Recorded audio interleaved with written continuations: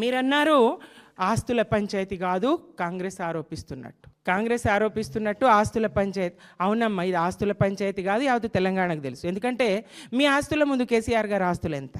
మీరు ఆస్తుల పంచాయతీ కాదు, ఇది అధికారం పంచాయతీ. నాకు అవకాశం, నా మాట లెక్కలోకి తీసుకోలేరు. ఎమ్మెల్సీగా మీకు ఏ స్థాయి ఉంటుందో ఆ స్థాయిలో, ఎంపీగా ఇంకొకటి అంతకన్నా ఎక్కువ స్థానం ఇచ్చిండ్రు.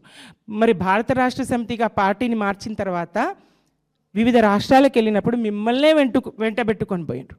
భారత రాష్ట్ర సమితిగా పార్టీని మార్చిన తర్వాత దేశ రాజకీయాల్ని నడపడానికి వివిధ రాష్ట్రాల ప్రతినిధుల్ని, ముఖ్యమంత్రుల్ని కలిసినప్పుడు మిమ్మల్ని కదా వెంటబెట్టుకుపోయినరు. మీరు కూడా భారత జాగృతిగా మార్చుకుంటారు కదా. ఇప్పుడు పేరు మార్చడం నాకు ఇష్టం లేదని చెప్తిరి.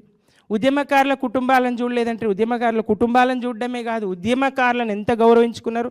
నగరం నాడి బొడ్డున నిర్మాణం చేసి ఉద్యమ స్మారక స్తూపం, అలాగే ప్రతి జిల్లా హెడ్ క్వార్టర్లో కూడా ఉద్యమ స్తూపాలు ఏర్పాటు చేసుకోవడం, జూన్ 2న ఉద్యమకారులందరినీ తలుచుకోవడం చేస్తూనే ఉన్నాం కదా.